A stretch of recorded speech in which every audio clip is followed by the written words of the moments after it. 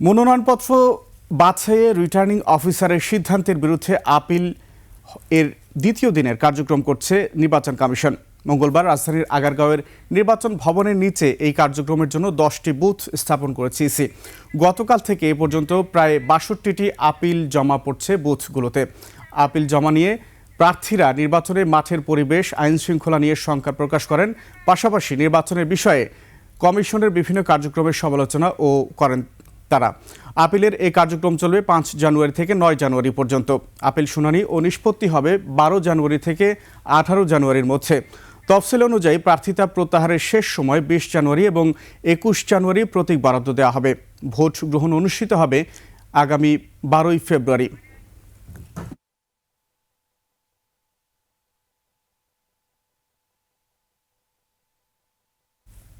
দর্শক, নির্বাচন কমিশন থেকে যুক্ত হচ্ছেন সহকর্মী মানিক শিকদার। আপিলের দ্বিতীয় দিনের কার্যক্রম সম্পর্কে আমাদেরকে বিস্তারিত তিনি জানাবেন। মানিক, নিশ্চয়ই শুনতে পাচ্ছেন, সেখানকার পরিস্থিতি আমাদেরকে জানান।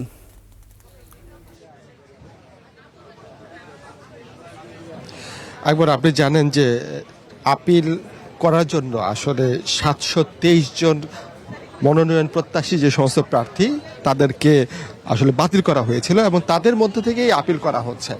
আপনি জানেন যে পুরো 300 আসনকে 10টি অঞ্চলে ভাগ করা হয়েছে। এর মধ্যে ঢাকা, চট্টগ্রাম, খুলনা, রাজশাহী, রংপুর, কুমিল্লা, সিলেট, ময়মনসিংহ, ফরিদপুর এই অঞ্চলগুলো আছে এবং গতকাল থেকেই আপিল শুরু হয়েছে।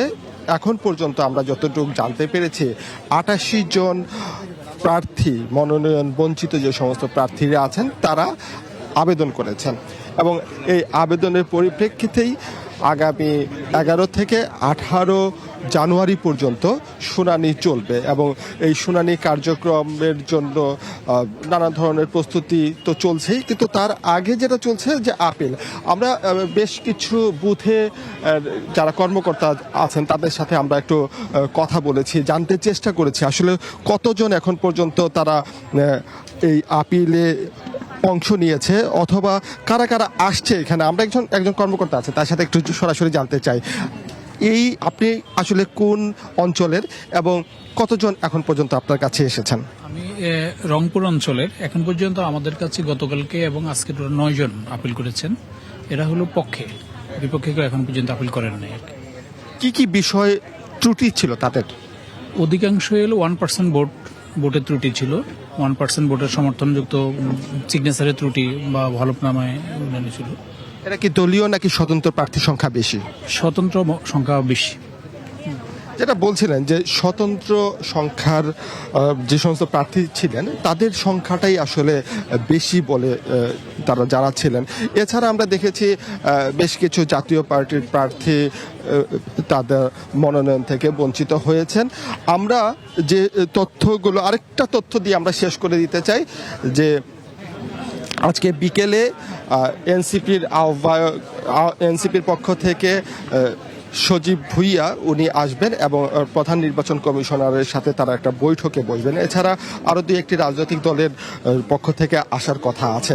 সেই সমস্ত তথ্য হয়তো আমরা পরবর্তী সংবাদে আপনাকে জানিয়ে দিতে পারবো। আকবর। মানিক, আপনাকে ধন্যবাদ।